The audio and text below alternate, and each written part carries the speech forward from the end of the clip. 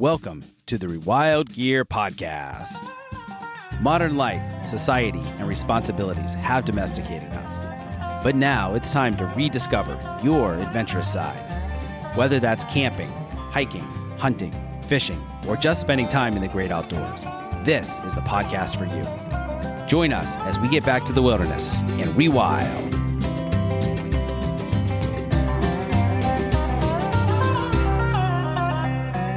Welcome to the Adventure Made Podcast. I'm your host, Seth Spears, and I'm here today with Reuben Bolieu. Reuben is an adventurer, a writer, a photographer, a musician, a world traveler, and a survival instructor for Randall's Adventure and Training, who are also the makers of ESEE Knives. Reuben has spent most of his life hiking and backpacking through the wilderness of the world. He has traveled abroad in extreme environments, from the cold climates of Alaska to the desert heat of Egypt and Jordan and the humid conditions of Southeast Asia and South Africa. He continues studying survival techniques, construction, and the uses of knives and edge tools from places such as South America, Malaysia, the Philippines, Thailand, New Zealand, and numerous countries in the South Pacific and Scandinavia. Reuben is a part-time knife designer and created the TOPS Knives C.U.B and the ESEE Knives RB3. He has published many articles on survival, knife and tool use, woodcraft shelters, and remains a lifetime survival student. Reuben and I also had the chance to connect at SHOT Show earlier this year, and we had a great time just conversing about outdoor travel experiences, knives, and everything wilderness related. Reuben, welcome to the show. Thanks for having me, Seth. Good to be here. Super. Yeah, so we had a lot of fun just chatting, me, you, and my brother David at SHOT Show. Sure did. We talked a whole lot about knives and the outdoor industry and some of your crazy travel experiences. So just to dig in, how did you get into kind of the outdoor industry? Because it's pretty diverse as far as being an outdoor survival expert and knife designer, outdoor writer, adventurer, all of these different things. I agree. There's so many different places where somebody could fit in, or many different things somebody could do. Like anybody else, I think it always starts when you're young, and just growing up in Southern California, we have a lot of big mountains, beautiful mountains there. And hiking with my grandfather and my brother, my cousins, we did a lot of camping. A lot of camping where you could just drive down mountain roads until you couldn't drive anymore, and you get out and carry what you can and set up camp. And it was a good time to be in the forest then. And I really enjoyed being at the high altitude. And for me, that meant a lot, because I went on to doing a lot of different high altitude type of hikes. And I still to this day enjoy high elevation, long backpacking trips. But it definitely all stemmed from the old camping days with heavy cast iron and just ungodly heavy ice chests, and because it was just there for fun. You know, we were doing it for fun. It wasn't like I was doing an expedition. Although it seems like that when you're a kid. That really just kind of led to me wanting to go my own way with my gear choice and trip choices, and I started just doing a lot more, I would say, long distance. Like around high school time, I started doing longer treks, not just car camping. I really don't have a place to car camp these days. I lose my mind with people, the noise, and it doesn't matter. Oh yeah, it doesn't matter how you do your best to keep it clean. For keeping critters away and animals, there's always going to be the person next to you or across from you that just leaves everything out and defeats the purpose. And I don't care for the crowds, the noise. And I think I just enjoy the outdoors in a different way. That being said, I seem to fall in a lot better with the backpacking community, where you don't have to be in one designated square place.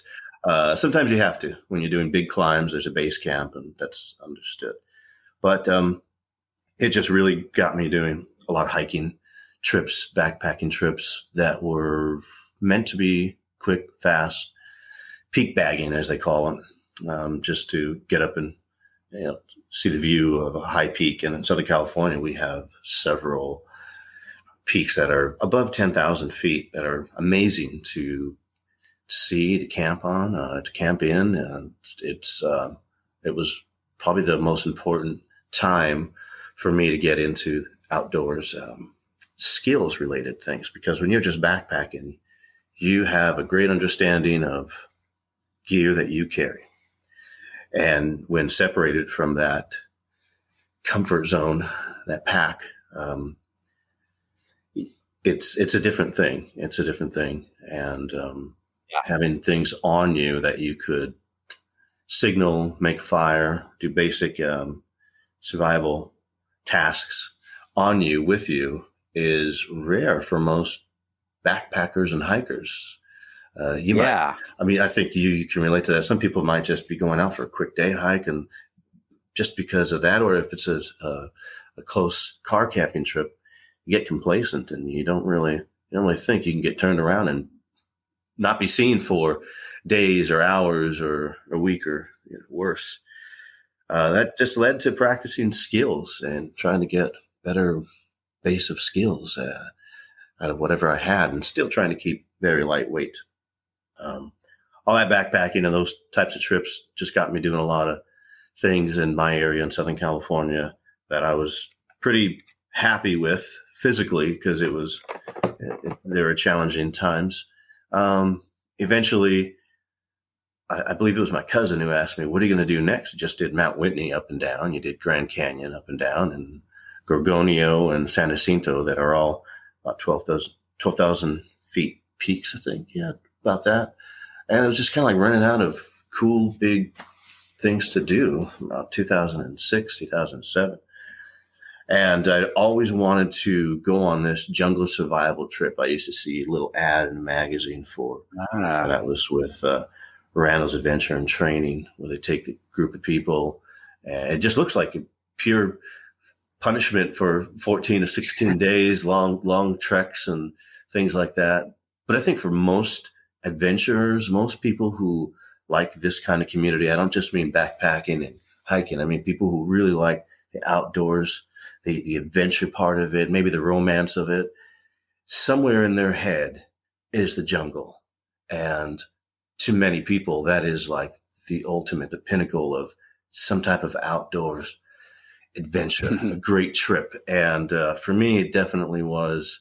I had thought about it for almost 10 years when I finally called a number on the ad. I believe it was Tactical Knives magazine. I talked to the co-owner, Mike Perrin, within 10 minutes. You don't call that number and need someone to convince you. You already have your mind made up. And it didn't take much before it signed me up. And lucky for me, there was a class going about 3 weeks from that point. I remember it was November 2007. And I was very excited to go. And on that trip was other co-founder and owner, Jeff Randall. Now, at the time, he had been a magazine writer, a photographer. I'd probably been reading his work for about 10 years and looking at his reviews and then trip reports. And he was great. He had created this place where he could do these trips, take people out, educate them, give them a trip, take gear and use in that environment, write articles about it. So that's really what got me interested in the trip in the first place. And on those trips, you can spend, and this is no exaggeration, 8, 9, or 10 hours on a small boat. Wow. Just going down the tributaries, down the Amazon first, and then the tributaries, finding a place. This is with 3 or 4 breakdowns and a hammer and a screwdriver and a machete, kind of doing the Fonzie from Happy Days approach, banging on it to get it to work before you get to your camp spot or where we're going to start holding the classes. You get time to know each other and talk. And it was Jeff Randall who encouraged me to maybe get with some of these magazines also and do what he was doing. And at the time, I didn't know anything about a camera or writing. But I was writing a lot on forums, over these outdoors forums that a lot of us were on, a lot of writers, designers, people that have kind of come up over the years and doing the same sort of thing. we would post on forums our weekend hikes, our backpacking trips, gear that we liked, gear that we recommended, gear we hated. And we were doing reviews in our own way as if they were kind of like magazine reviews, just because we had learned from that, and doing them on a different scale, lots of photos. And so he had seen some of the stuff I did for various forums and thought that that type of reviewing would be good for the magazines. And that is how that's how he roped me into the outdoors industry. From that point on, I was writing for magazines and doing photos for them. He got me a photo gig with SWAT magazine at the time. Another writer named Jerry Van Cook was doing an article on then Rat 4. And I did some field photos for them and got my first, photo magazine credit in SWAT magazine. And all I had was a point and shoot camera. But I learned early on from him that if you have good lighting, that's pretty much all you need. And it really just come down to lighting. And Yeah, that's really cool. So one of the things you mentioned as far as getting started with backpacking and high elevations and how you really resonate kind of with that backpacking community, which I found really interesting because as a knife designer yourself and a gear junkie, most in the backpacking community, kind of like the REI crowd, they're not really into knives. So I find that interesting, and I'd like to hear your take on kind of that overlap there. Yeah, you're super right. Good point. I would say the REI crowd, backpacking crowd, I ended up with many different camps, many different groups of people over the years, group meetups, just people you're sharing a base camp next to just to make the summit the next day. And people love gear. They love to talk gear. They love to carry gear. And something like a knife is often, it's looked upon as, what do you need that for? Or what are you going to do with that? So I remember my first real long backpacking. It seemed long. It's not long now, but at the time it did. I was doing many local hikes in the mountains there with friends. And one really long trip that stands out to me was a trip up to the highest point in LA was Mount Wilson. And that was maybe a little bit more than 15 miles for that one day, just up and down, and a little over 8,000 feet. And it was not as high as many hikes, not as long, but something about the terrain and the trail. It seemed longer than it was. And that was one of the first times I realized I didn't need the fixed blade that I had. I don't know what it was, but you think about everything you didn't need that you have with you when you do trips like that. And I remember having a Victorinox little classic. Oh yeah. It just had it's a great knife. It really is. And main blade, scissors, tweezers, toothpick, and I think a nail file. I've never felt my nails need to be filed well for a trip, but it served other purposes. And I remember using that for many trips. I used it up until it got taken away at an airport after it was okay to have those again. But common story. But when I moved up to like a little bit larger of a Swiss Army knife and then would have that around camp, it was kind of like, look at the knife guy. Easy, Rambo. So the backpacker community is, it's a different community. I miss those types of trips. And at the same time, I wouldn't like to go back to as ill-prepared as I was, or the group that I was with. Wouldn't like to go back to that time. So, having a real fixed blade with you, or something larger, is just, it doesn't really happen with that crowd. They're not very tool savvy. Well, they have a lot of gear. That's so odd to me because the knife was like the first tool and it's essential for everything. I mean, It sure is. Let's say you break a strap on your backpack, you have cordage or something, you're going to have to cut it and, fix something there, or like a shoestring or a boot string or whatever. It's just so essential. I mean, I don't know that I've ever been on a camping trip starting at like age 7 where I did not have a knife with me. So it's just preposterous not to have one. I agree. I do agree. And one more thing about the same backpacking community is that I feel that a lot of them do have some kind of emergency kit. Let's say whether it be store bought, something maybe they put together themselves that is very small that they have on them that may have some very important essential things, and they keep it in their backpack. And to me, something that small and that important should not be kept in your backpack. Yeah. We get separated from our pack a lot during trips. It's something that should be on you, and especially a whistle. Ah, I've seen so many programs. I think we all have of casual backpackers, hikers that just get a little separated from their gear, or they have their gear with them, but they just do not have a way to call out for help that goes beyond the realm of their vocal cords. You can only yell and scream so long, so loud, compared to a whistle, yeah. where it's a bit of an unnatural sound. If you're doing it in groups of 3, and you're able to get people's attention, that is so overlooked. I think in classes and schools, in writings, in stories, the ability to signal for help is, to me, it's like at the bottom of the list, and I don't think it should be. Yeah. That makes a lot of sense.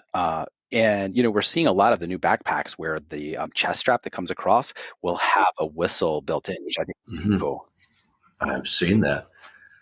I do too. You're right.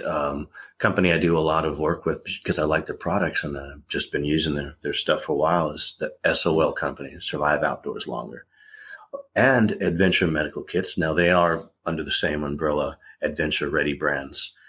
Just recently, in the past year, from what I've noticed, tarps and space blankets that they would sell, the little cord lock, barrel lock is a whistle. Oh, cool. So that is just like an extra thing. But you're right. I have seen a lot of companies with the whistle built in.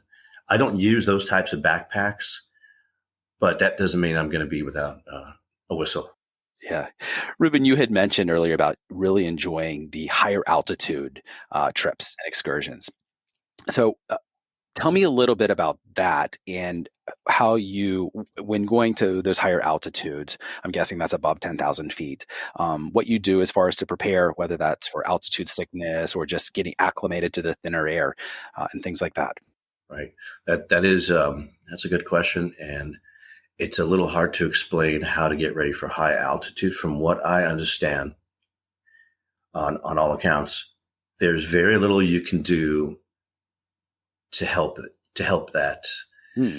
If you have altitude sickness, I have a friend, good friend. We've done so much backpacking together, and he would get altitude sickness at about 5,000 feet, and we get up to 7,000 or 8,000 feet. He's already in headache mode, a little grumpy, very grumpy, and just starting to feel nauseous. And to me, if I'm sick in any way, it's so much harder to enjoy your trip outdoors.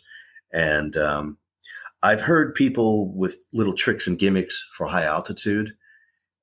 It is one of those things that you can't really improve. I know you can make it worse with caffeine and alcohol.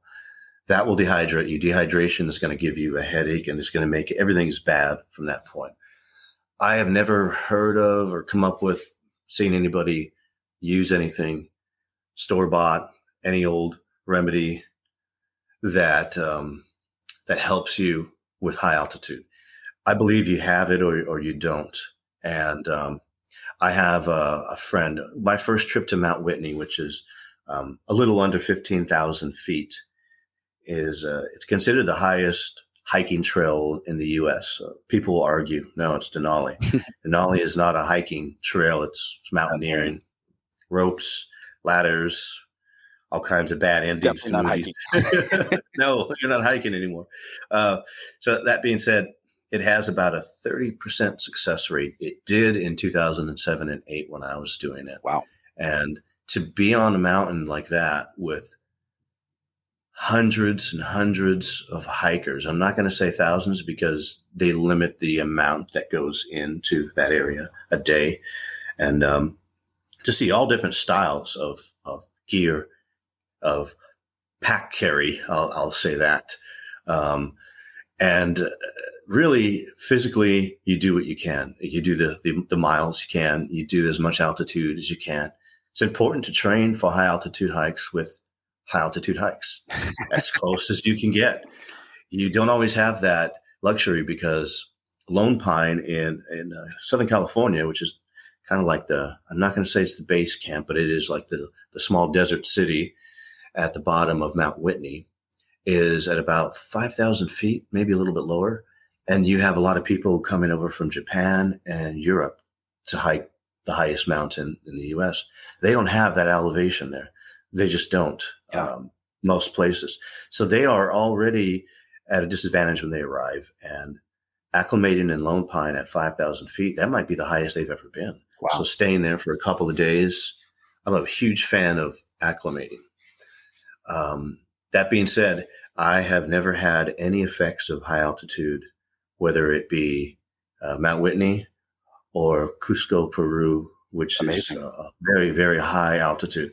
I feel at my best at that altitude, and I can't explain it. That's incredible. Growing up in high altitude in Big Bear, and just making that like our main camping outdoors place, Big Bear, California, at Green Valley, which is just a little bit lower in elevation. I feel that has done something for me as far as expanding your lungs to really open them up and give you that capacity. And it's not something you can really duplicate. So my first time up in Mount Whitney was with a friend of mine, and we had done all the practice hikes together, all the high altitude hikes in the area we could together, and Grand Canyon up and down just to get ready for Mount Whitney. And another friend of ours did none of that. And he had no effects to the altitude. He didn't do a lot of training to get himself kind of a natural athlete, but he was practically skipping and laughing up there. And so was I. And here's our other friend who had done all the same hikes and training. It was about 8 months of just good hiking and training before doing the Grand Canyon, and about a full year of it altogether before doing Whitney. And he was feeling the effects very early. So there's so little you can really do. Interesting. It's one of those things.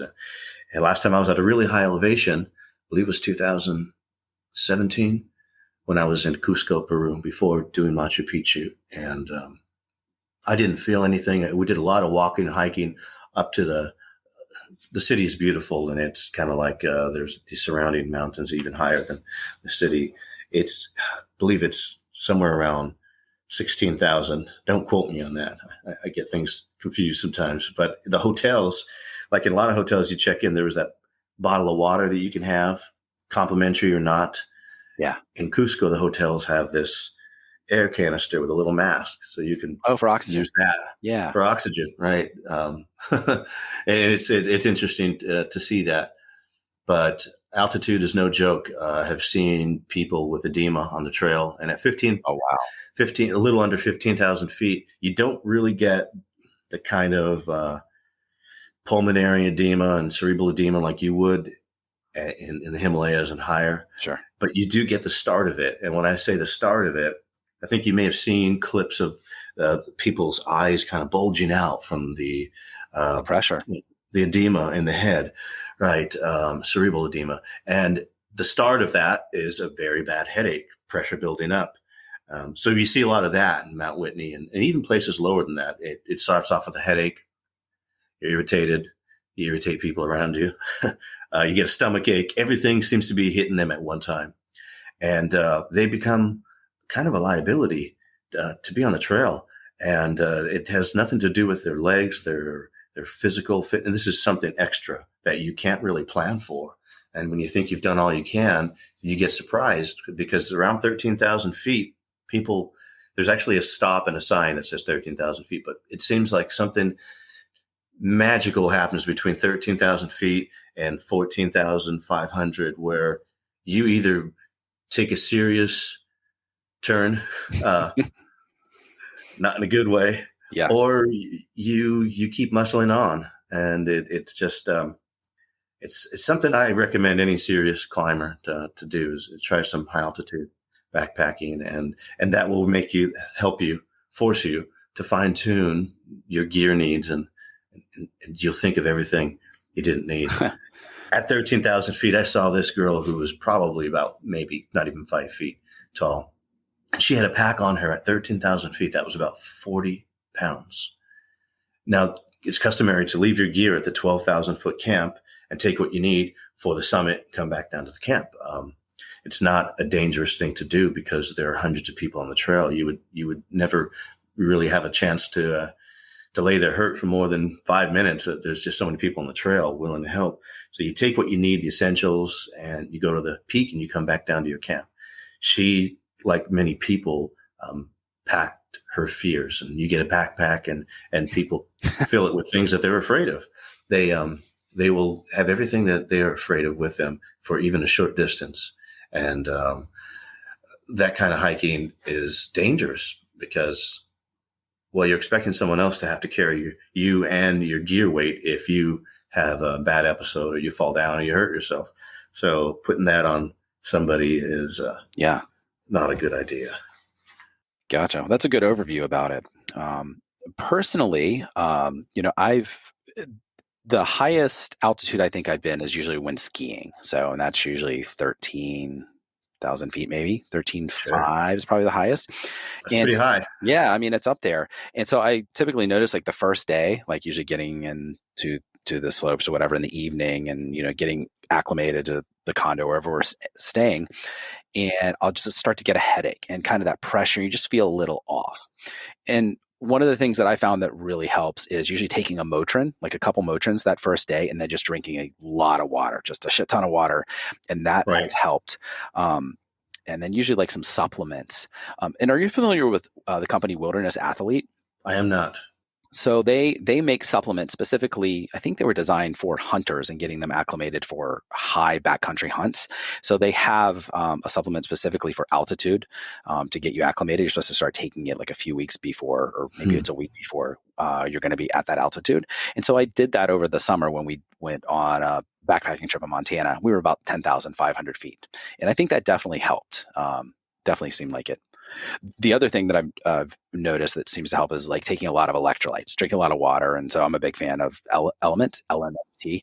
It's like salt and electrolytes and magnesium, and that seems to help. Yeah. Hydration is always going to be pinnacle in any kind of adventure or trip. Definitely. Yeah, for sure. Reuben, so doing all of these outdoor adventures and traveling so much, nature and the outdoors and the wilderness is really important to you. Did that come from a very early age, or is that something that has kind of grown and evolved over the years? Early age, definitely. My first memories are camping with the family. My grandfather, mainly 4 years old. My first memory is like when the lights first went on and you started rolling tape, as far as I can remember. People are wondering what tape is. But anyway, was in a snowy campground in the desert with frozen tomatoes on the table and lots of snow. And just the idea of camping and saying it around the house as a kid was like, yes, yay, cool. I had this wooden thing that was knife shaped. It was the oddest, like wooden paddle. But to me, that was like my knife that I would tuck in the belt because I was like 4, 5, and 6. I think by the time I was 7, I finally had like a decent pocket knife. I think it was a Remington brand pocket knife that I remember saying USA on it, and it was carbon steel in the blade. Oh, cool.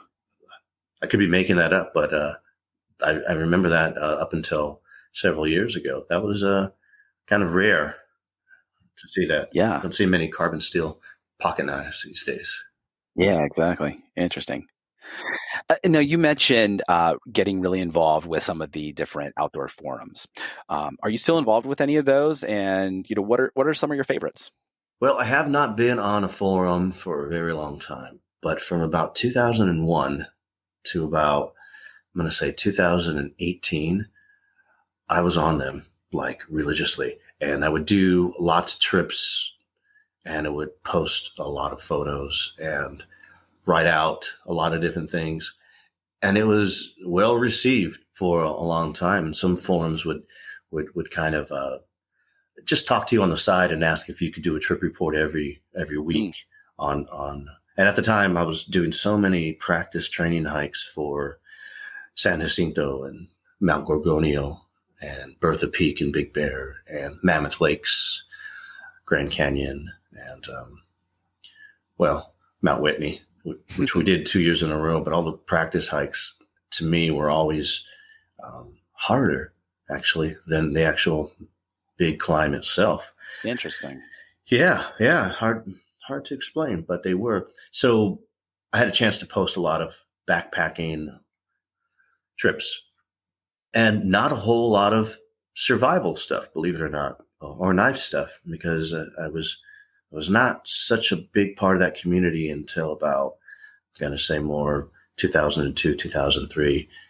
Was always a bit of a knife collector, knife guy, but they weren't always the kind that you would take on a trip like I was doing. So being on those forums was great because it was one of the only ways to get information at the time. YouTube, I don't even think was around at that time, and it wasn't in my arsenal at the time. Yeah. So we just had forums, what other people were posting, and it was a time for people to kind of get together, ask each other questions about places, trailheads, trail conditions, rules, gear. What did you take for that? How much does that weigh? Things like this. They were backpacking forums and outdoor adventure forums. Blade Forums was one of them, and they always had like an adventure travel subforum, which I spent a lot of time on for trips. And Randall's Adventure and Training had the Jungle Training Forum, which they also had an area on backpacking and trips like that. So I always I seem to frequent those more than others. It was a good chance to learn about gear and to get ridiculed for doing it wrong from somebody who's been on there longer than you and knows better. And of course, it's part of it. And I learned a lot from I honestly can take everything back to professionally. Those forums really ultimately gave me a platform to practice the layouts for magazines, what I didn't even know I was doing. And, my friend Jeff Randall, he was able to see that I was doing kind of the things that he and a lot of other writers were doing, only I was doing it on a smaller scale on a forum. And I remember him being one of the first people to tell me, I hope I don't offend anybody with this, but a lot of the writers for the magazines that are out there or that he was around are just kind of phoning it in from the couch and from the backyard and not really doing any trips or adventure. And that's what would make my I guess, contributions a little more unique, is that I'm actively doing things. And that's something to this day, I think has helped me get on to other things. But again, the forums give you a chance to write, to practice, to see what your photos look like on something larger than your camera, and it was a good place to get information. I did just several hundreds, maybe thousands of posts over the years, and people would come up to me at shows when I first started going to them and introduce themselves by like their screen name, and I'm Turtleneck 557. Like, who? I'm Reuben. Nice to meet you. What's your real name? So that was kind of interesting for people to just know my forum posts and pictures and things like that.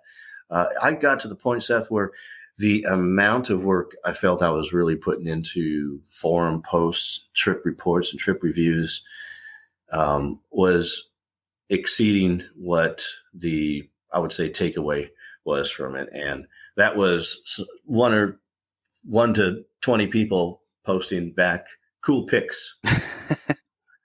Nice job. Not a lot of feedback. So I thought, well, it just seemed to taper off after a while.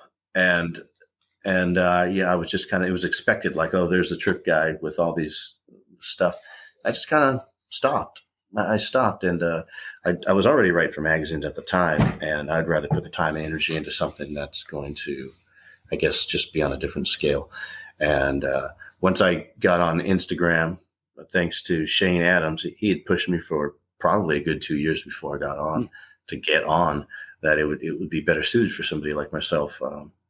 I finally did, and it has been. I don't feel I have to post 10 to 30 pictures per post. I can, you can do whatever you want. Sure. I post just a couple and the ones that really matter instead of just 10 photos. Something about photography that I like about Instagram is it makes you fine tune what you're going to choose. Yeah. Got to be more specific. Yeah. Right. I got a good photo tip years ago about travel photography and photography in general, what the difference between an amateur and a professional. An amateur will show you 60 photos, maybe even 20 photos of a thing, a place, a situation, and a professional will show you maybe 2 or 3 that'll just blow you away. So something to be said about showing your best work. Oh yeah, I like that. Yeah. So a couple things there. I actually have another question about the altitude. And so you mentioned from an early age hitting that altitude. And I'm very curious if starting from such an early age and doing that, if that helped you acclimate and so build up your lung capacity and everything else, as opposed to someone who starts much later, they would not have that, like myself. Sure. And if that's the case, then that's a great excuse to get your kids out at a very early age, camping and hiking. True. And if not even camping and hiking to start with, snow, sledding. A lot of people from Southern California will go up into higher elevation when it snows so they can take their kids sledding. They can't help but notice there's a difference in the amount of air up there. Picnics, there are a lot of day things you can do around Big Bear Lake and Green Valley Lake, Arrow Bear. These are all places in Southern California where there is just so much to do in the wilderness to get kids started and to get families kind of away. Although I don't think you can ever really get away and disconnect so much these days.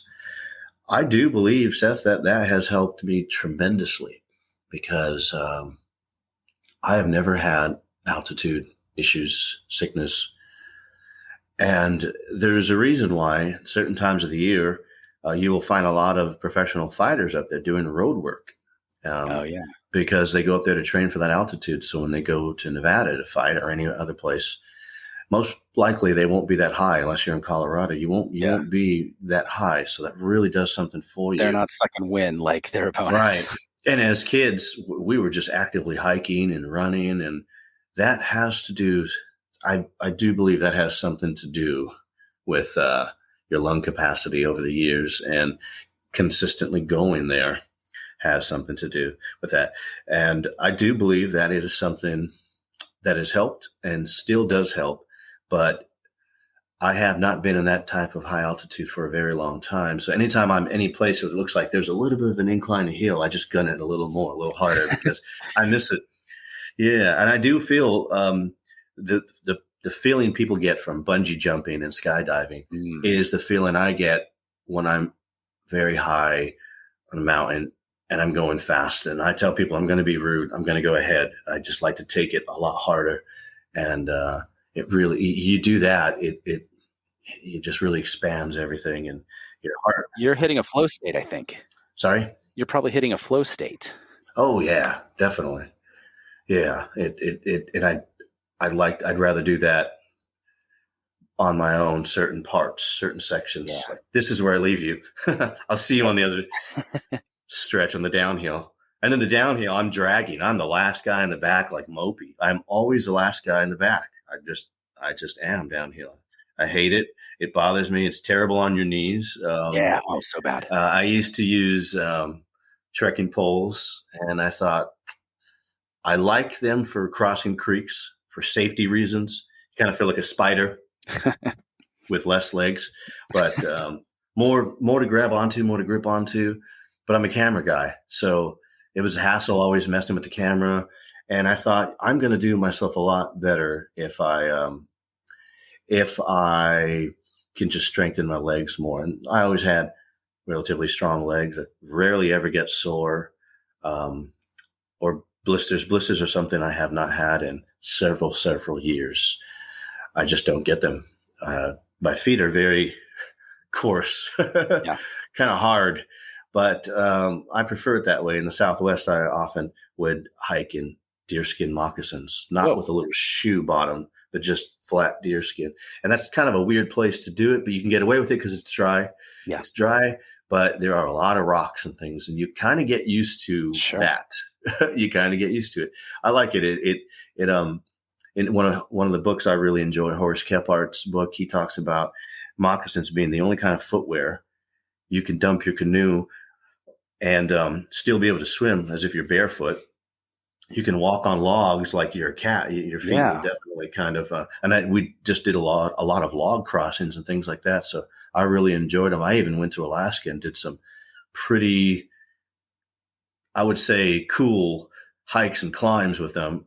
Well, everybody else thought I was a nut for having just deerskin moccasins, because the amount of snow and the amount of slush and the amount of mud, at some point it was like, being on a slip and slide. But that's how I preferred to travel a lot. And about altitude, here's something really interesting that I don't think many people, I've never heard, read, or I've never had a discussion with anybody in the backpacking community.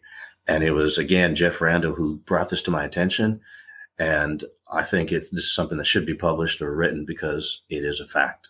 When you are in the rainforest, like in Peru, we're basically on the equator. We're not too far south from the equator. You are at sea level in such a humid environment. The point he made, which was a good one, was that the way it feels walking around in that jungle environment, rainforest, I have to correct myself and say rainforest. It is a true rainforest. It is about the same feeling as you would get at 5,000 foot elevation. And that is true. I recognize that right away. We're walking around. It was 2007 or 2008, one of the first two times I was down there. And that was very obvious. I felt this doesn't feel like sea level. It's a little harder to breathe. You can definitely feel the moisture. It felt like I was at 8,000 or maybe even higher than that. I don't really feel altitude in that way. I never have. It's just one of those things. Yeah. It is strange, but that's something I can identify with. Walking around at that humidity in the rainforest feels like you are at elevation. Mm-hmm. Wow. So outside of the moccasins, what are your normal boots or shoes that you typically wear for most of your excursions? Good question. I'm not a boot guy. I've had to wear boots, Panama sole type boots, Ultimas for South America.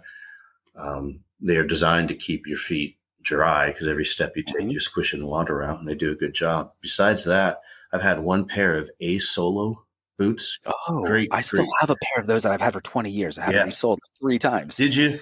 I should have done that. I got mine in 2001 in Mammoth Lakes, California. And that was actually the first pair of boots I took to the Amazon jungle when they said not to take Gore-Tex.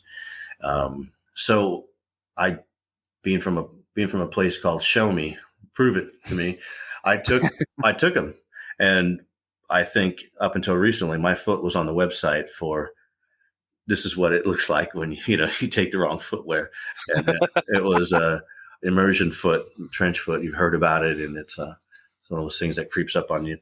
Having Gore-Tex, they do a great job of keeping water out and keeping water in at the same time. Yeah. So I'm a trail runner guy. The more mesh and the less material, the better, because ultimately when your feet do get wet easily through something like that, they actually dry faster too. They do, and they're lighter. And a couple of really inspirational books for me was Ultralight Backpacking. I think that was the name of it. Another one was Beyond Lightweight Backpacking with Ray Jardine. or is that the guy from the Beach Boys? Same name.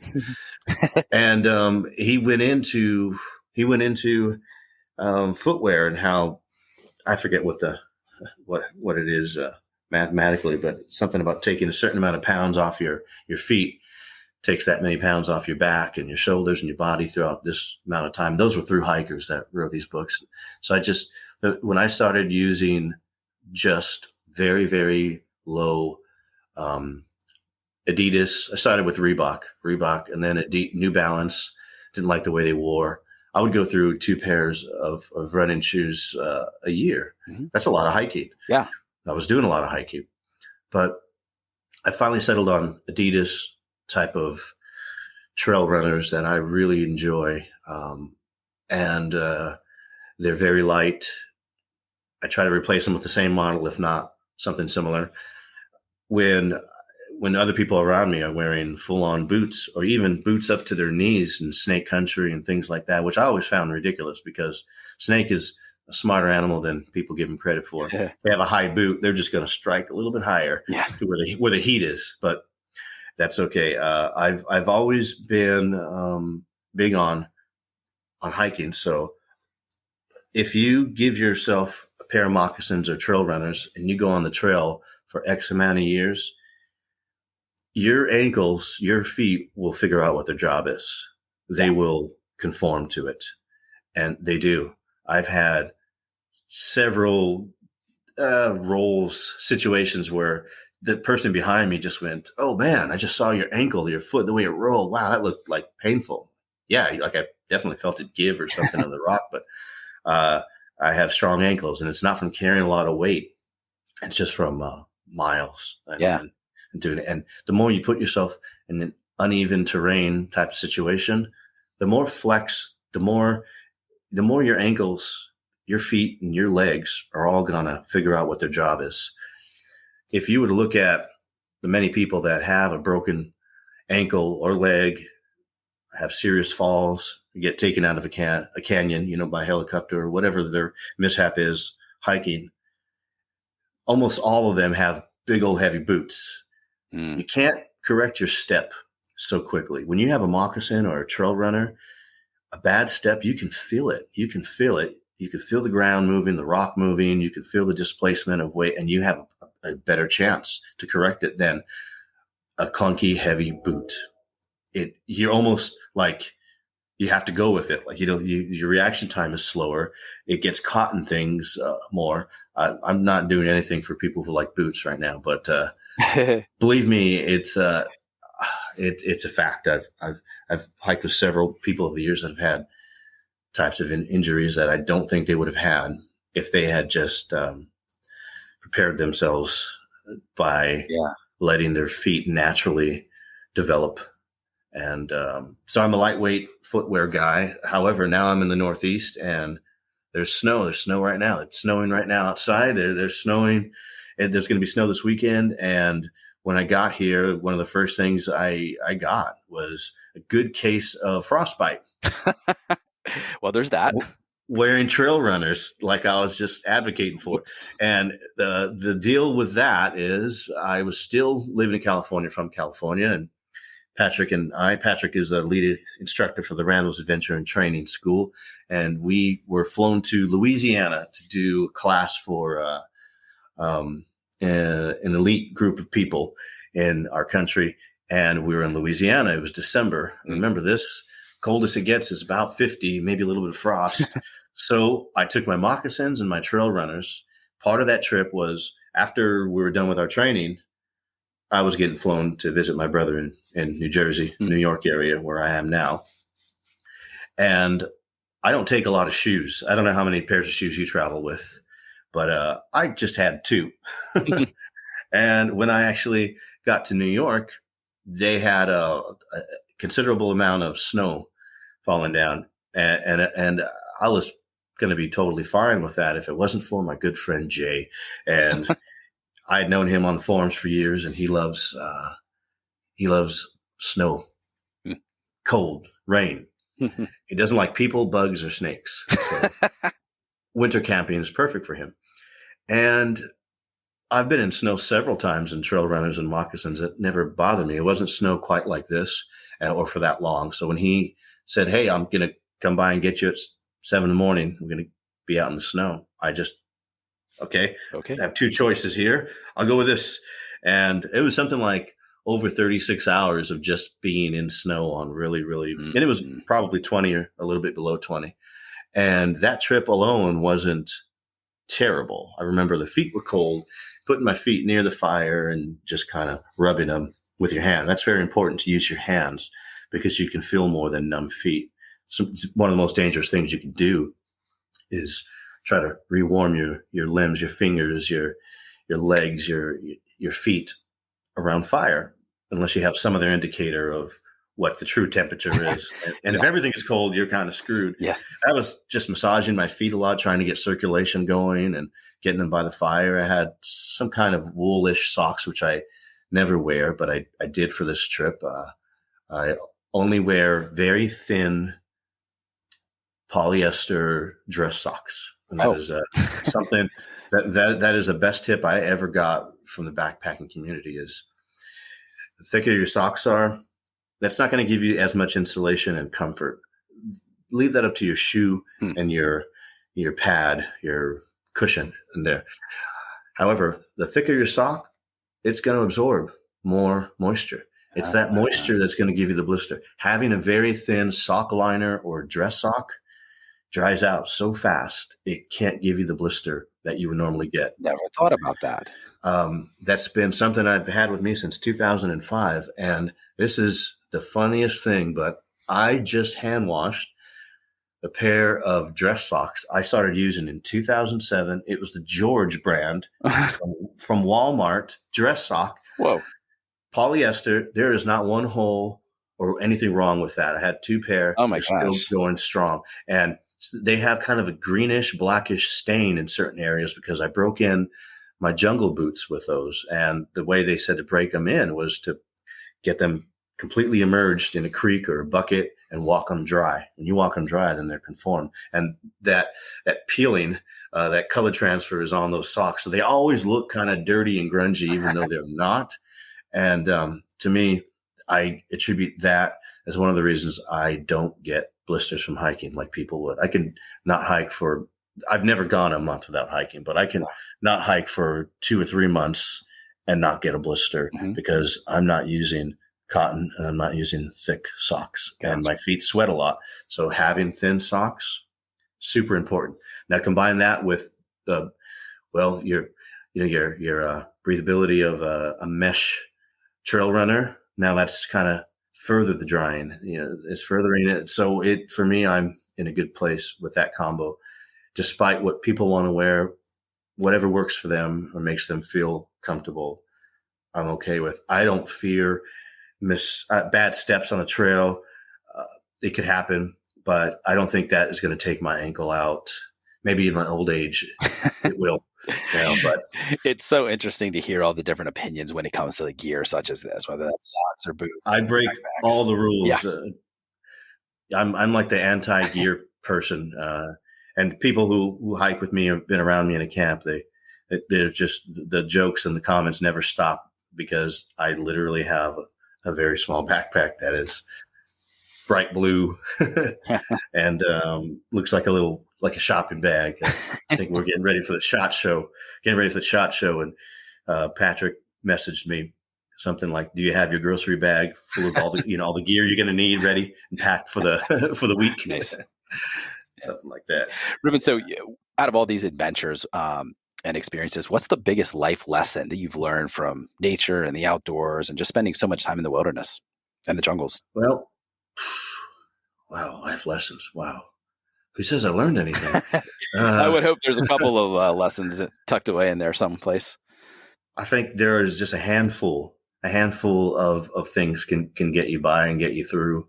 And it combining or comparing overseas trips to Southeast Asia and South America and the Middle East, combining that with local trips in the States, backpacking, they really are two different types of trips. But that being said, a couple of things that stand out are your social skills being your strongest, your most important survival skill, no matter where you are, and in so many ways. And I did a podcast with Shane and Patrick at the SHOT Show, and that's one of the things that we went into after we had graduated at jungle school with Randall's Adventure and Training. Was, I remember Jeff and Mike stressing the point that you have a handful of skills now that are good for this type of thing, but your social skills are going to be more important throughout life. And that really hit home, which works on the trail, works off the trail. When you meet somebody, you meet locals that maybe you shouldn't be there.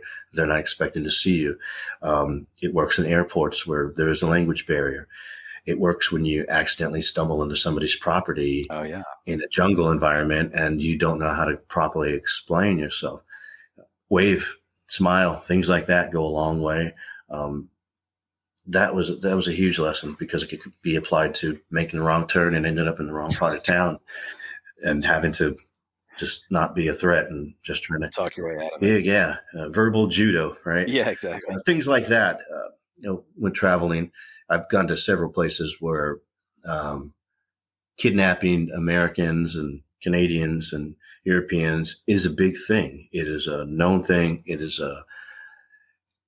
even a way of life for them. Yeah, to go that far several times, and there's been a lot of close calls, and social skills will help you out in that way more than any pocket full of tools or bag full of tools. So that's one. I guess I don't know if it answers your question, but that is one. Yeah. One thing that has been, you can apply it to other things. Skills as far as wilderness skills and outdoor skills, you'll find there's a handful that will translate over to all different, places, types of terrain. But social skills across the board, being able to communicate with people, work with their customs, things like that. Yeah. Yeah, that makes sense. That reminds me of when I traveled to Europe in college. I studied for a semester in Europe. And one of the things going into that experience, just some of the pre-semester training was don't be the ugly American, when you're traveling. Don't just expect everyone to speak English and to know our customs and things like that, but try to learn a little bit about the culture and customs that each country has and learn a few basic phrases just so you can get around and just not expect everyone to cater to us. And so I've taken that whenever I travel and try to understand that and just to fit in and not stand out. And you really nailed it on a lot of different points there. There's nothing worse than saying, but I'm American. And yes. the one thing I see a lot in Mexico, I guess, because Mexico and the U.S. we're so close. We're so close in every way. A lot of Americans vacation there, maybe have family there. A lot of Mexicans live or have family in the U.S. and it's almost like we're really just kind of living together, especially if you're anywhere in the Southwest. Sure. So this is why I think people use this phrase. I've seen it a lot in Mexico. Do you take U.S. dollars? And the answer is often yes, they do. But there are some places where they don't want to.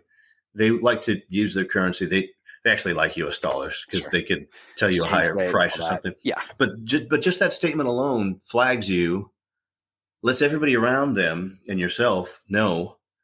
And I'm far from a paranoid traveler, but I spent a lot of time in parts of Mexico that are not touristy in 2009 when American journalists were turning up with their heads and hands cut off because they thought they were spies, and cartel was really a big thing then. And a phrase like that could have gotten me in a lot of trouble. So something like that may seem harmless and okay in a touristy area until you get back in your taxi shuttle and go a little further down the road, and then somebody pulls it over like, hey, give us the Americans. So something like you said about blending in and not flagging yourself. Yeah. That is super important. I've written several articles on safety travel and dangers of travel. And I really like and hate writing those at the same time. My point is not to make people paranoid of travel, but aware of the little things that could really be good or bad for you. And yes, like you said, just attempting to learn a few phrases, that shows respect. Yeah. That shows respect. And even if they're going to laugh at you and just start speaking to you in English, which always seems to happen, Indeed. like, oh, all that studying the phrases for nothing. It disarms them, first of all. Yes. And you're not a threat. You're not just trying to only speak English and expect that. I've had people in Thailand laugh at me and not really laugh at me, but just kind of laugh and then apologize for their English being so bad. I'm like, I'm in Thailand. This is your country. This is your language. I'm the one who should be apologizing. Yeah. But like you said, the ugly American, well, that is on so many levels, because there is this feeling like, because you have the passport, because you're from here, things don't apply to you. That is, you really need to shed that thinking. People do. I had several situations floating in my head from interrogations in Singapore and, oh, wow, being stuck in other countries where that wouldn't help me one bit. If anything, might get you an extra lash or something like that. So play ball. You're in somebody else's, country. You are at the mercy of their law and their ways. And there are a lot of ways to offend people that you don't mean to offend. And that could be something as simple and casual as eating food in certain countries. The way you put your chopsticks down or the way you put them in the food, that could be very, very offensive to people around you. If you're in Japan, you don't put chopsticks straight down in the food, sticking out in between bites. You don't stick them in. There's a certain way to do things, just not turn heads. And blending in is good because for so many reasons, first of all. But sometimes you can't. Sometimes you don't always, just by your face, what you're wearing or something. I've spent a lot of time in Italy, Greece, and some in Egypt, where those three places I can generally pass. And I don't get looked at so much like maybe somebody next to me who's maybe taller and lighter skin or darker skin, or just wearing, something that is overly touristy. So that is good. Also, I've been in parts of the Philippines where kidnapping was a regular thing by a certain group. And I was visiting the area with another writer, photographer, outdoorsman. We were both instructing classes for Randall's Adventure and training in Southern California. And we did a trip to the Philippines. He met me there to a place that was very, very dangerous for everyone, Filipinos or anybody who was a tourist in the area. But for some reason, they, with Americans and, being the state that it's in, they tried not to negotiate with the government because they won't pay generally. So they try to get your phone and go through a list and call your family and your friends up. And I've had to tell people in the past that if you do get a call and they're saying I'm kidnapped or whatever, don't do anything. Leave me there. My choice. Stuff like that. Don't give them anything. But different type of travel, definitely, than backpacking trip. He was, my friend Reza is his name, Pakistani and Mexican. And so we were both there, and we're working on our cover, growing the beard out, and hats, glasses. And we get there, and my friend there, just says, "Hey, you guys want to take a walk around the barrio? You see the neighborhood?" Yeah. So gets his gun out, puts it in the back. We start walking out, and we tell them, "Okay, we went over this, but just so you know, we're traveling Egyptian tourists. That's it. Nothing else." Okay, we'll stick to that story. We walk maybe half a block, and he's yelling at his friends, "Hey, come see my friends, my American friends from California. Come see He's bringing the whole neighborhood out. Oh, geez. And that's the kind of place that is a very similar place where the Abu Sayyaf would come in, with 50, 60 guys and take you on a boat, and you'd be there for anywhere from a year on. There are people. There are programs about it. There are 3 episodes of Locked Up Abroad or I Shouldn't Be Alive, based on that part of the country where they had several Americans Australians, South Africans, Europeans in general, kidnapped. They're hostages and waiting. And it's tricky because the way their government and their police handle situations like that is, and this is how they do it. We think they're over there someplace. They get close enough and just light up the whole area and hope, only the good guys get hurt. So you can flag yourself in a very bad way by being over American in some parts of the world. Blending in is good. That situation and that trip with people in that area was one of the best situations that I ever encountered, because it was not anything like what I thought could happen or the worst case scenario. They were some of the nicest, warmest people with some of the best food. I was in an area that was just really kind of local, and everybody was just really aware of people's guests and not trying to be informants and make some money on the side and say there are Americans over here. So it was a great trip. It turned out really, really well. It was a good trip. We didn't get kidnapped. Yeah, for sure. So speaking of trips and experiences, Reuben, I'd love to hear what adventurous experience would you never want to repeat and why? And, or is your absolute favorite trip that you've been on? So maybe it could be one of the same. Who knows? You're right. I was thinking that might be the same trip. And going back again, I'd have to say that would be Mount Whitney in California. It was, I did it 2 years in a row, exactly like to the date, just about. And the second time I did that, I was fresh back from the jungle. So I had spent all this time at sea level, and I didn't know what that was going to. To me, that was going to be a real test to go from sea level to now. I'm going straight to. It was like getting picked up from the airport, go switch out packs. Mind you, I'm still very full of bites and stings and things like that. It's just a natural thing. If you spend a lot of time outdoors, it's going to happen.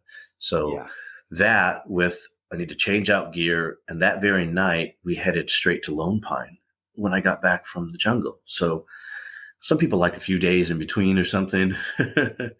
And time was not a luxury, because when you enter the lottery for Mount Whitney, you only have a few days to play with. And that was arranged before the South American trip, and just tried to make it work. So getting off a plane after being at sea level in the jungle, going to camp at 8,889 feet as your portal camp before making the summit the next day, or going to the 12,000 foot camp the next day. That was the plan. That's what was happening. And it was okay. The next day, my buddy decided, hey, this is our second time doing it. Let's not stop at the 12,000 foot camp and acclimate, and then the next day make the summit. Let's make the summit today. Oh. The first full day we woke up there, and then come down to our camp, and then the next day just break camp and go down to Lone Pine. So we did that, and it was challenging. And I remember being finished with it, and we're in the hotel in Lone Pine. We're about to go eat, and we took our shower. You get this feeling of like this great accomplishment, like you did something great when you do a climb like that. And you have. It is not for everyone. And I remember my friend saying, aren't you so happy? Like, aren't you glad we did that? Like, in one day we just did the summit and then came back down. And my answer was no, I wasn't. I feel like we saw some of the scenery that I really liked, really remembered. Like, we passed it in the dark.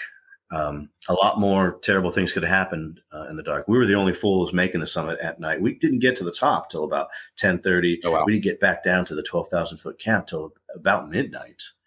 Wow. So there goes pictures for that trip of the summit, but we still, more coming back from the summit. And it was really taxing on him, and he didn't enjoy himself, and was more of a prick than usual. If he's listening to this, he knows who he is. And if he doesn't, I'll let him know that was you. There's only two of us up there. So I remember not enjoying it that much the second time.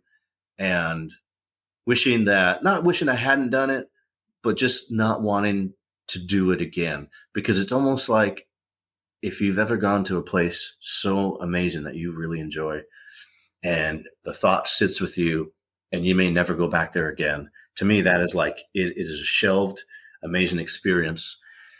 And the other side of that is having a place like that you enjoyed, that you felt was amazing scenically, for your friendship there on the trail, off the trail, and a goal, something that you were able to do.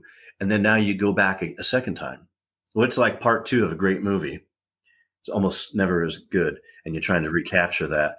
So I wouldn't want that experience to diminish anymore. Sometimes I get into my head like, maybe I'll do it when I'm this age. Maybe I'll do it just to prove I still got it. But I don't feel I have to, and I just like that memory the way it was. I want to remember it the way it was. And there were good points to doing it faster the second time, but it was both an amazing, great experience and something I just wouldn't want to repeat just for that. I wouldn't want to diminish it and be like, oh, the third time was even worse. Hey, maybe next year, the fourth time will be even worse. Maybe somebody will fall. I don't know. So I'd like to just keep that how I remember it in my head more so than trying to recapture it. Yeah, super. No, that's great. Now, Reuben, I know you're something of a minimalist. So that being said, I'd love to hear what gear you consider essential on every trip that you go on. Pants. There you go. Shoes. Well, okay. So my regular gear loadout is below 4 pounds. I'm somewhere between 3.5 pounds to 3 pounds and 15 ounces. That's so little. It is, but I'm always comfortable, warm, dry, and hydrated. Mm-hmm. Everything besides that is extra, and especially if I'm just doing it one night. I mean, I don't think like, oh well, if it's only one night, I can suffer for one night. I don't suffer. I not on backpacking trips. When I get to take gear, I'm usually the most organized because I have the least amount. Here's a funny story. Last week or a week and a half ago, before the SHOT Show happened, 2022 SHOT Show, I was camping with my friend, and he's a guy who likes to take 80 pounds on a sled, and and I had just a small backpack, and I was really bummed that in my rearranging of packs, transferring stuff,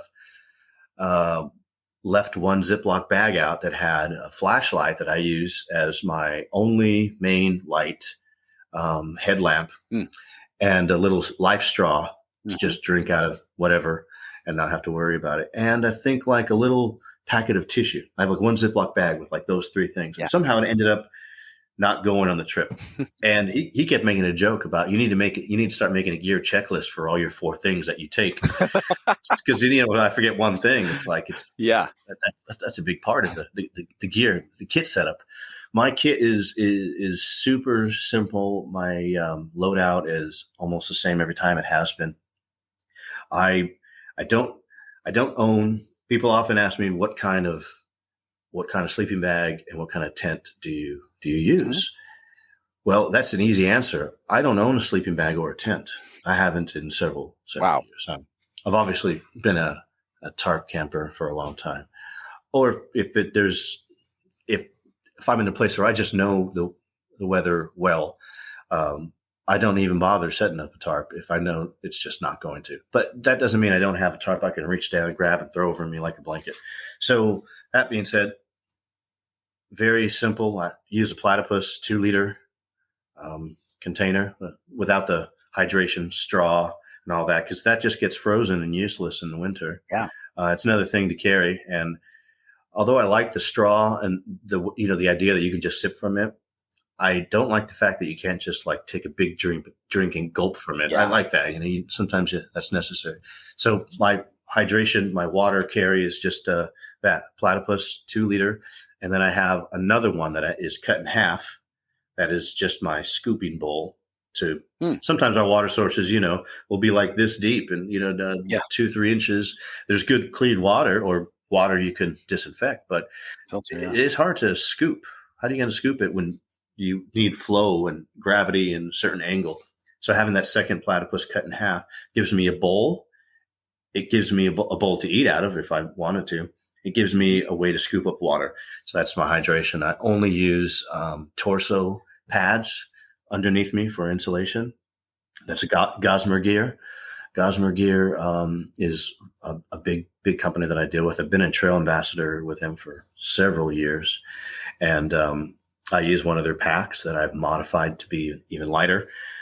So there's pack, hydration. My torso pad is just I want to say it's about 4 ounces. It's a night light. They call it night light, like an egg crate, folds up. I've had that in all conditions. I use it all the time because I'm usually smart enough to get some kind of debris and put it under my legs, boughs from a downed tree, big panels of birch bark. There's a lot of things you can put under you that are going to be, big on your insulation values as opposed to carrying a full length. Sleeping bag, I don't have one. People in the backpacking community are familiar with quilts. They call them backpackers quilts. It basically, like if you had a sleeping bag, for people that don't know, let's say you only zipped it up to your calf and now you turned it sideways. So it's like a triangle and there's no zipper. So it's open on the bottom. It's not mummy. It just goes up to my neck. I started making those for thru hikers and for myself in 2006. Sold some, kept 2. It weighs 10 ounces for a 40-degree rating. Wow. So I have a snap in the back, a little front, like a shock cord on a little barrel lock to adjust it. But I almost never use that. It has to be 20 degrees for me to use that to really cinch it up. So that is used with either a mountain laurel bivy, which is about 7 or 8 ounces. And recently I'm using the SOL Escape bivy, the Pro, which is about 6.5 ounces. It's a little smaller and conforming, but that's good for trapping body heat. Mm-hmm. So that quilt that I make with that bivy on a nightlight torso pad and a small 5x7 or 5x8 integral design tarp is what I've been using. Until the past year, I started using the T60, which is a cold cracker bushcraft product.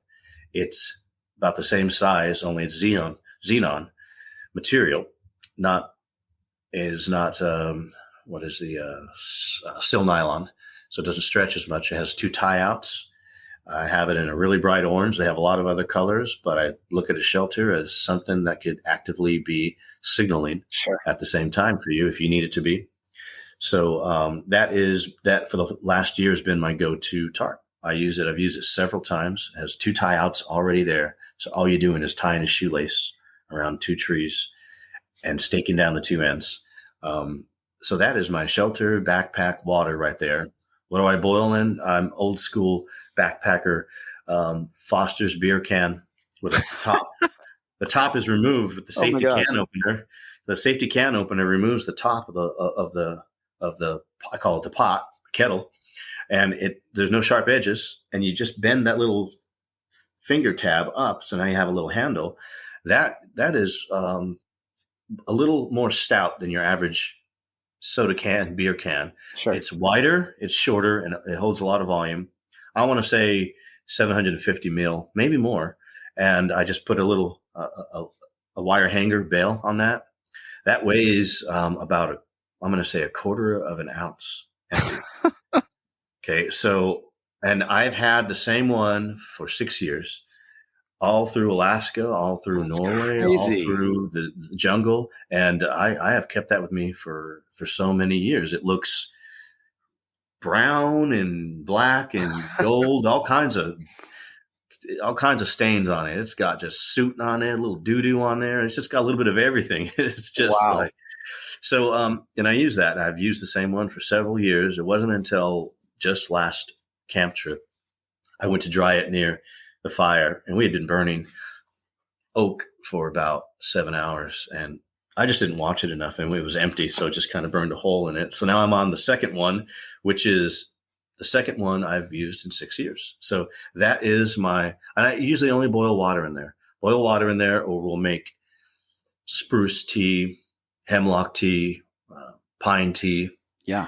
And so that's my boiling apparatus. That's my metal container. What do I drink out of? It's a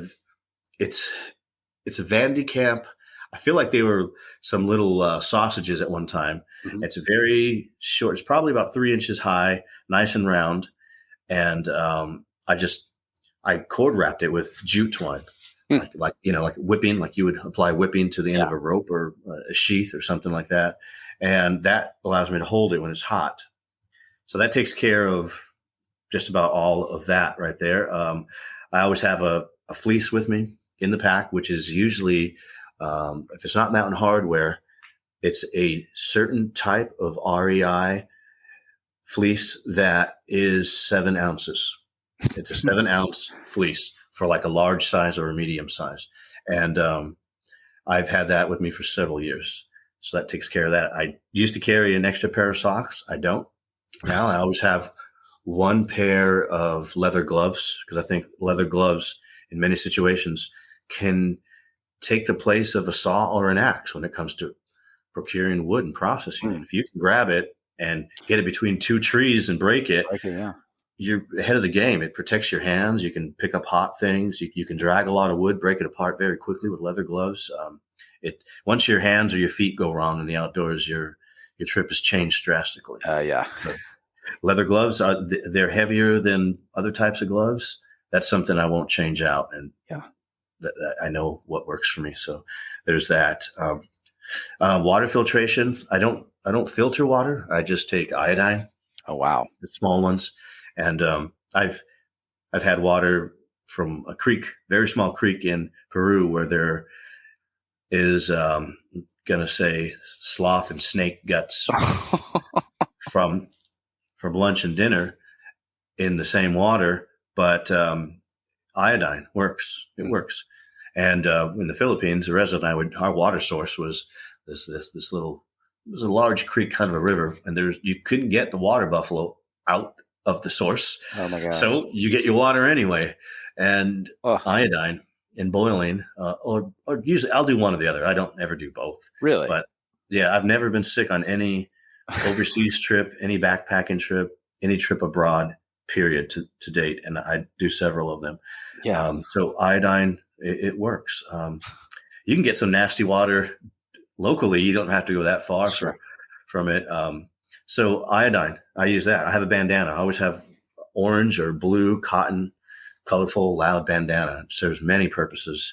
So you're filtering out the big stuff. If I have to, yes. There was one trip we did in New York where there was a seasonal pond, and from far away we can see it. It was amazing. It was great.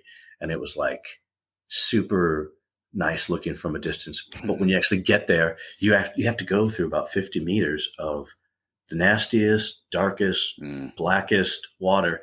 And they all were hiking with 3 liters. That's like 9 pounds of water. Yeah. I'm not going to hike with 9 pounds of water. I'm not. If I'm in the desert, yes, I was not in the desert. So to drink water, I had to break the surface and walk into this nasty bit. And the 2 guys with me, they can definitely, they can attest that when that surface of the water broke, the smell was of rotten. It was. I don't know how graphic I can get, but as graphic as you want. It smelled like pure feces, oh. And I could see these very prehistoric looking like water bug roaches in there climbing around, and it was nasty, awful. So I filled up that platypus with as much of that water as I could get. I have photos of it. I'm going to post them now. I think you're going to make me post them. And it was about the nastiest looking water I have come across. I've come across a lot of nasty water, and it was just in New York. So I said, this is going to be my drinking water for the day. Oh. And all I did was put a bandana down and put it through the bandana. You wouldn't believe how clear it was on the other side. Mm-hmm. And I would have to, people don't think they have to do this, but you have to change that bandana up and rub it against a rock or a tree to get as much of the junk off of it. Yeah. Or use another section of it and keep filling it up. Once it was in the can, it was pretty clear. There were no particles, and I boiled it once it got to a rolling boil, I just let it go for a minute. That was it. Yeah. Fine. There was nothing wrong with that at all. And to me, that was not like a big deal. But if I would have put a filter in that water, it probably would have clogged up in no time at all. And this has happened to us several times. Sure. In parts of the world where you have swamp water as your main source, and it's pretty useless. It could be the most useless piece of gear. If it freezes or clogs or breaks, you're still carrying it with you. So I don't have a water filter. Yeah. I don't think that's all as far as gear. I have a small AAA Streamlight that I made my own little elastic bandana to clip it to for a light source. I keep a very small little thing of tissue with me. I don't have a lot of things as far as first aid. Okay, I have duct tape and like a Neosporin. And if I can't stop it with duct tape, then it's beyond the realm of what you can really carry. That's people think a Band-Aid or several Band-Aids are going to do anything for you in the outdoors, but it doesn't take much sweat, moisture, humidity to make a Band-Aid just fall right off. So to me, that is a useless item beyond useless. I could see it being used if you put it on initially and then a piece of duct tape over it. Sure. So duct tape is not on your wounded part, your injured area. But besides that, there is not a Band-Aid I've ever come across that will stay on for more than a day in the outdoors. So that is ridiculous to me. There are several things that just don't belong in a survival kit or that give you a false sense of security. And I think first aid stuff is definitely, I'm just not a big believer of it. If you have a really bad cut or snake bite, there's nothing in your pack. You need primary care. You don't need to, ruffle through your gear. So, and there's something about cuts in the outdoors, and that is a big thing. I've been cut worse than anything in Australia, Port Douglas up north, just trying to get a really good photo of a crab, losing my balance, catching myself, and this rock slit me so bad on the wrist. Oh, wow. It was literally squirting out. Oh. And so one thing to be said about certain types of bleeding is that 10 minutes of really direct hard pressure, 10 minutes, not looking to see, is it still bleeding? No, 10 minutes of just uninterrupted hard pressure will stop most injuries except for an arterial bleed. That's a whole different thing. Little different. So, right. So there you go. Bandana, duct tape, some kind of Neosporin, which may or may not work right away. That's it for first aid. That right there is probably about 3.5 pounds. I don't know if I'm forgetting something. In the winter, I do carry a thicker pair of socks to sleep with at night to change out. I always have a 1 ounce beanie that I carry with me. It's 1 ounce fleece beanie, covers my ears. So that's part of the gear setup. That's it. I don't carry a lot of stuff. That's a very minimalistic setup, but it's worked for me. I've never been in a situation where I've needed anything more than that. Yeah, no, it's great. But I do carry a possibles pouch just to throw in there. A possibles pouch that has my ferro rod and my Swiss Army knife. And that's not part of my backpacking kit because it's got no business detached from me. It should always be on me with a whistle. And that's it, really. Very simple stuff. Reuben, so I know you've done some knife designing, both for TOPS and for ESEE. So I'd love to hear about that process and how you came up with the designs and, the structure of it, the materials and all of that. Right. So that first knife that I did design for, I would say, a big company, besides custom makers. I've had custom makers make some of my designs before, but the first thing that I guess I put my name on was with TOPS Knives. And I definitely wanted carbon steel, 1095 steel. I've always been a huge fan of Tramontina machetes and Mora knives, and they're very simple 1095. Although it's supposed to be some type of mystery in the industry, it's 1095 still. We're not fooling anybody. And just it being a good, hardworking steel, I know I wanted that or O1 steel. You won't get production companies using O1 steel too often. I do believe Spyderco does on certain models. But so 1095 for me was going to be it. and I wanted something that would keep it under 4 inches, because that gets me by in a lot of countries where you get in 4 inches, you get in 6 inches. Now it looks like a dagger. Now it's a weapon. So something small and manageable was in my head. And this goes for both knife designs. But if we start with just the TOPS Cub, I had done several trips to Scandinavia, kind of broad to say Scandinavia. So I'll say Finland, Sweden, Norway. Mm-hmm. And they use knives more than I believe North Americans do on a daily basis for their way of life. And they favor a large beveled knife, which is known as a Scandi, mm-hmm. chisel or double chisel, whatever. Scandinavian grind has a very large bevel, one part sharpened on each side. There's no guesswork in the angle or whatever. You can feel it and see when it's hitting the stone or the leather if you want to strop it. So that was big to me, because at the time that was one of the only knives I could really sharpen with success were Mora knives of Sweden. And so I wanted a Scandi type of grind. I say type of grind because at the time, TOPS was not doing 0 degree Scandi grinds. They were doing like a Scandi Vex. And I liked it all the same because I like convex edges too. And when you get it down enough and you sharpen it enough, it will just be a true 0 degree Scandi grind. So for me, I knew I wanted 1095. I knew I wanted it to be about 3 3/4 of an inch long in the blade. I wanted it no thicker than 1/8 of an inch. I would prefer 3/32, but no production company at the time was doing 3/32 in anything for obvious reasons. So I went with 1/8 of an inch thick, and uncoated 1095 was important. I did not want a coating on it. And when Mike Fuller, then the founder and president of TOPS Knives, approached me about it, this was after several years of me writing about TOPS Knives in several publications and using them over years.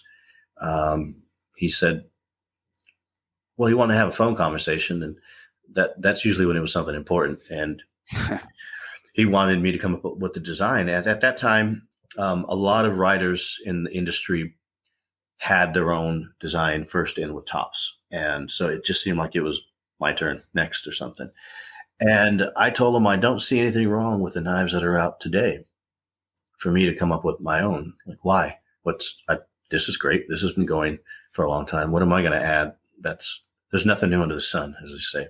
Yeah. So I didn't really want that. He talked me into it. He was very persuasive in that way. And it was strange, but for some reason I agreed under one condition, that they don't print my name on the actual knife. And he was willing to say okay to that. And at the time, there were several guys in the industry that do a lot of the same things that had their name on it.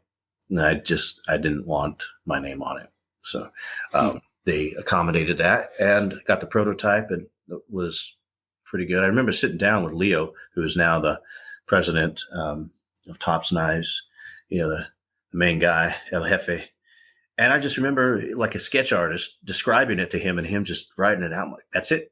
Wow, that's amazing. It's like he got in my head and I liked it right away. It was compact.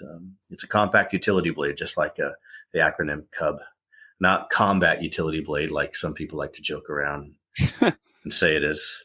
So that was my first experience with the big company, and getting a royalty off of it, putting my name on something. Well, it was in the literature, the description, not so much on the blade. Yeah. Not too long after that, ESEE Knives, there was talk about doing a series that kind of took a bit of a turn from the regular lineup of the SE3, SE4, SE5, SE6, Azula, which all have somewhat of maybe law enforcement, tactical, military, also outdoors kind of look.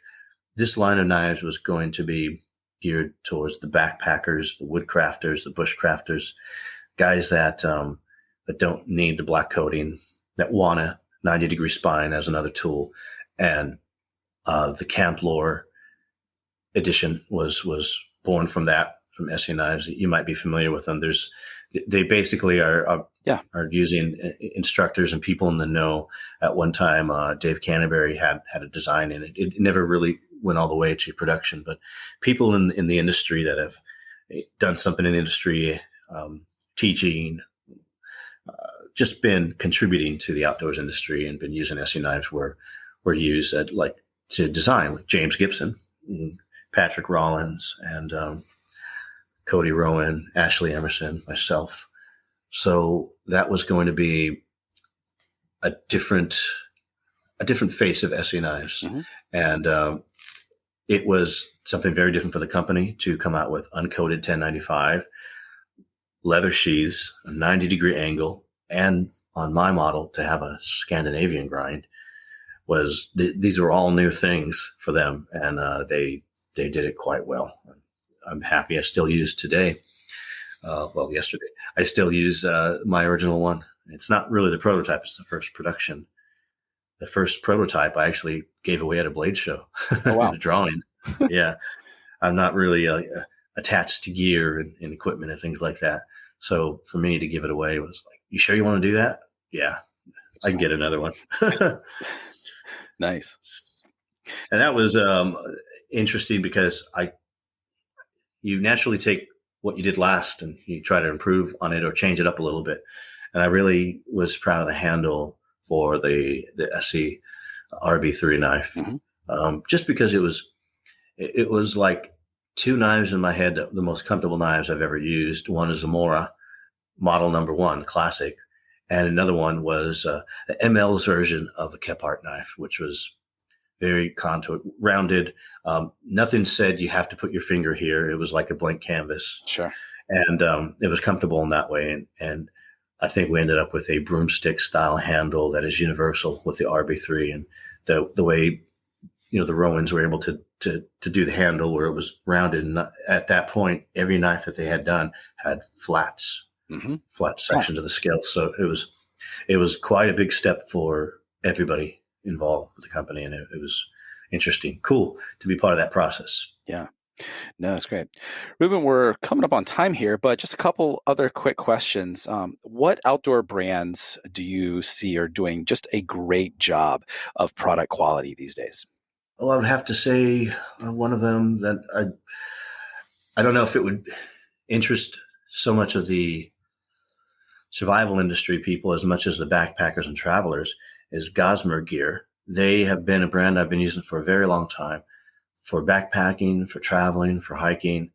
Very good quality overall products. I use them. I still use them in the backgrounds of photos for magazines and good, reliable, lightweight stuff. Uberleben is a company that is not exactly new anymore. They've been around a few years, but they just consistently put out durable, good gear, very robust. I've had several pieces of their gear that I hiked them out to the forest one time and they never made it back. They're cached out there in my semi-permanent camp, and I got them hidden or up in a tree and someplace where I use them. And I do a lot of gear testing, as you know. So one of the best types of gear testing is neglect and seeing how it's going to react outdoors over a certain period of time. I've had amazing results with them in every way, and I found a lot of their gear to be multifunctional, not just one-dimensional, like one of their pots. They have a pot that's metal, all metal. I have one with paracord handle, but it has a wooden lid lifter, I guess. Yeah. And what people don't realize is it makes an excellent impromptu cutting board. And when you cut, now you're just looking for a surface that is not going to damage your knife blade. So when you cut food on it, the way the rim of the lid is it kind of keeps food on. So if you're cutting, let's say vegetables or pieces of sausage, it is not going to roll past that point. So it kind of keeps it together. And that is something I don't think they did that well on purpose. It just looked cool and it was a safe way to lift your lid. But it is another thing you can do, and another way you can just make some quick cuts. So that was multifunctional. That top of that lid, it unscrews, leaving just a little bit, sticking out of the thread of the screw. Now you have an all metal piece that is like a Dutch oven. Now you can bake it, put coals on top. So something like that, I look at it and think that it could do a whole lot more than just be a pot or a kettle. So I think they do a really good job. Tough Possum gear. They do a lot of really interesting pieces of gear with a great backstory. I do consider Jay Berry one of the good guys in the industry, and just a good guy. Great history with how he got started making gear, and starting with machines from his grandmother and his father, and just great story. And he puts out a lot of multifunctional pieces of gear, like a sit pad, which is great for fanning the flames. It's good for hiding tinder in. And it's good for putting something that you want to stay flat. You can store it inside there. It's good for sitting on. I use backpacks that don't have a frame. They're frameless. So putting that in the back gives me a little bit of a frame. And it's not, what if I have a little skillet or something that I'm taking, or like a knife handle, it's not jabbing me. And it just does a lot for you. You could put that under your feet in super cold weather as you're sleeping at night, and it's enough to keep you insulated. Because it opens at the top, you could stuff more things in there if you wanted to. So it's just full of great uses. That's only one piece of gear they have. I've had the luxury of using several pieces of their gear, and it's just top notch. So that's Tough Possum gear. A lot of good companies out there. So many. I could just think of Wazoo Survival Gear making a big splash. Good stuff. Things you can wear, useful. And just great products, great overall marketing, everything. Another company, I'd look out for them. Rewild. Yeah, I'd look out for those guys. They got a few tricks up their sleeve. Got some cool things coming up. You guys do. I almost want to put you on the spot and ask you about the Gasper 3. I don't know where it was. I was reading or listening to maybe your podcast I was listening. Is that where you mentioned that? Yeah, so that's something we're talking about. It's just kind of in the design phase. We're trying to figure that out. So the Gasper, what we're tentatively calling the Gasper 3, would be a shortened version of the current Gasper 4 with a different steel, probably either LC200N, or we're looking at the new Chromag as well. Some of those, and would be more like a river runner / dive knife. So it's going to be more water oriented. So like if you're a rafting guide or canoeing, kayaking, or just even diving, something that's a little bit smaller, but still kind of a similar blade profile. So we are currently, playing around with that, but nothing definitive yet. Cool. So we'll stay tuned. Yeah, exactly. I'll be sure to look out for it. Who knows? I may end up putting it on the cover of a magazine one day. There you go. Yeah, because the Gasper 4 is going to be it's a couple magazines here pretty soon. It's going to be in two. It is already submitted for American Frontiersman magazine. Super. I got the chance to do a whole just an overview on your company, your brothers, and there's a lot of great things on your website, great wording to kind of grab and piece, throw in, and so that's going to be all the gear you have. And Knives Illustrated is going to run Gasper 4 and the grill. It's going to be geared toward camp cooking. So those two go well together. And I was doing some more. I checked on it yesterday. As I told you, it's been buried in the snow and in the sheath and then outside of the sheath. And how's it looking? It's looking good. I have visual aids I'll share with you. Great. And I will do some more with it this week because that is going to be my deadline is March for that. Okay. Yeah, and, wonderful. And then I think EDC magazine, I'm going to be able to put your bellows, your firelight, your ferro rod, and the pyro balls. Yeah, all in one. It's just going to be an EDC. Cool. Fire in the pocket pants, hot pants. I'm working on it. I'm working with it. Got it. So that'll be at least 3 articles on the. Yeah, we're excited about that. Me too. Me too. It's good gear. I've been thanks for that. Pleasantly surprised with it. Yeah. Reuben, is there a book or books that you've read over the years that have just really impacted your life? That's implying I can read. Yes, I'm gonna throw it out there, and it's probably one you've heard from people like me. I would say one of the first books that really got me going is is the John Lofty Wiseman SAS survival book. It's a standard. I had the very small pocket version. Years later, my brother had the larger version, and it has more photos and just a little more content in there. That was a good book to have right off the bat, where you have sections. You can look up just camp craft. You can look up shelters, and I've always geared toward tool use and shelter type of stuff. So I'd say John Lofty Wiseman. Favorite, probably long resonating book is going to be DC Beard. His Shacks and Shanties is great, and it's published sometime in the early 1900s. But by far, the two that come to mind, Camp Lore and Woodcraft. And then there's Camping and Woodcraft. There's all different versions of that between Horace Kephart and George Sears Nesmuk. Yep. George Sears Washington Nesmuk.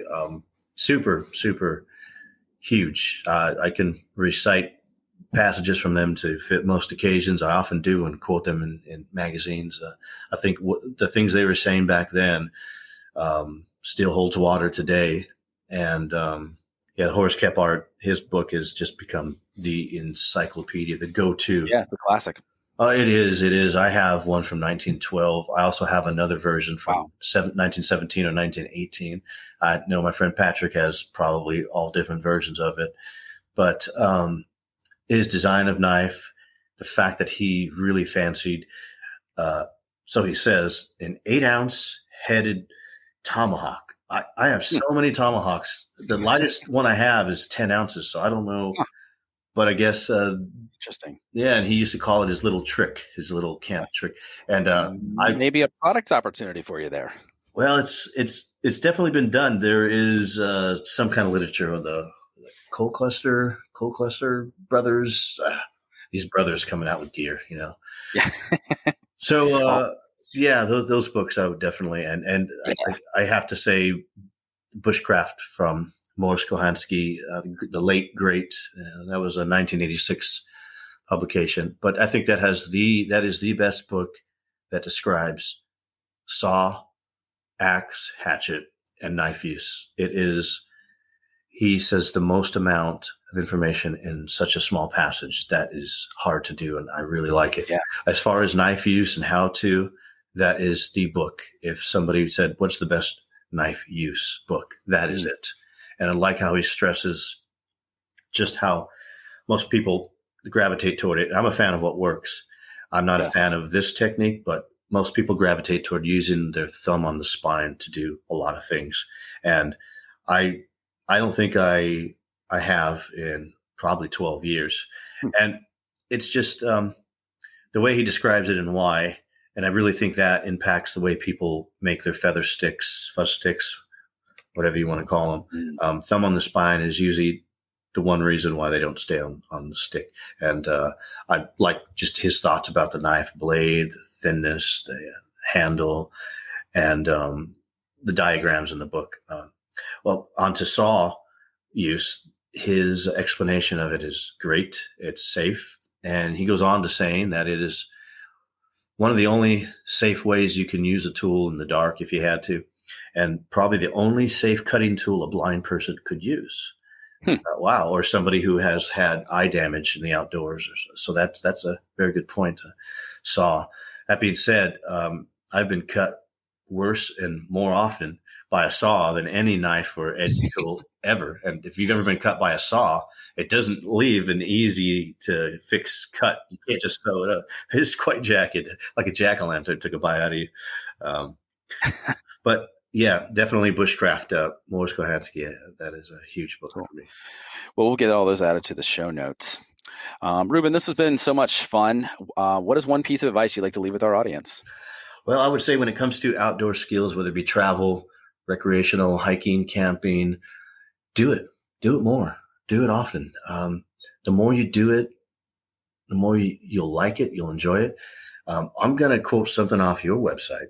You guys mentioned that you believe the more people spend time outdoors, the better people they are. Something to that effect. I probably butchered it. And that rings true. I'm glad that I saw that on your website, because I might even use that in a class or something. But that is good advice. You see studies of that. You see stories of that too. It is probably like laughter. The next best free medication for anything is to be outside, to be outdoors. Something about it. It sets you back in a way where you could just kind of be in that moment of something as simple as the sound of the creek, or the odd sound ice makes when it's kind of settling and thawing out. These things you don't see every day or hear every day. And so there are so many great things and benefits that the outdoors has to offer. And I don't just mean the mountains, the woods. I'm talking a desert. I'm talking just the rainforest, everything. There's so much out there, and take it to the next step and see how many mushrooms you can spot. And just remember, every mushroom is edible once, at least once. It's a great. And some are more fun than others, right? That's what they say. It's a great opportunity if you are interested in any type of photography. You can do that. You don't need a camera for that. Phones these days. Get out in the woods. There's so many natural and unnatural art, shapes, weird occurrences in nature that you can't even duplicate, if you tried. So just yesterday I was taking a lot of photos of weird ice on this creek. Cool. Looks like somebody was painting. I advise to people who want to get into the outdoors is just to keep doing it. Do it with a friend. Do it in any way you possibly can. If it's skills you want to do, take the time to improve on it. Do it slowly. Don't try to jump in. Let YouTube be your friend, a guide. Let books confirm it and other people. Try it. See what works. Most importantly, make all the mistakes you can in a controlled environment, whether it be your backyard or a car camp or something, because those mistakes are going to lead to all the successes, whether it be gear or skills related. Yeah, I agree with all that. It's fantastic advice. Reuben, just to close up here, where can people learn more about you online if they want to follow you and catch up? Really, I'm just on Instagram right now. I don't have a website. I don't really sell anything. Just a bunch of BS. So yeah, Instagram, just my name, Reuben Bolieu. And I have an adventure food guy, which is just the culinary side of my endeavors. Sure. I just post travels, videos of food and pictures of food abroad, and just a lot of things I make on a regular basis and make in the outdoors. That's one of my favorite parts about being in the outdoors is cooking. It tastes better over an open flame. Sure does. Yeah. Indeed. Wonderful. Reuben, thanks so much for being on the show today. Really appreciate your time. And for all of you listening, stay wild. Thanks for listening to the Rewild Gear Podcast. You could check out the show notes for today's episode at rewildgearpodcast.com. If you're ready to spend more time in the wild, our line of high-quality, minimalistic outdoor gear can help you do just that. Check us out at rewildgear.com.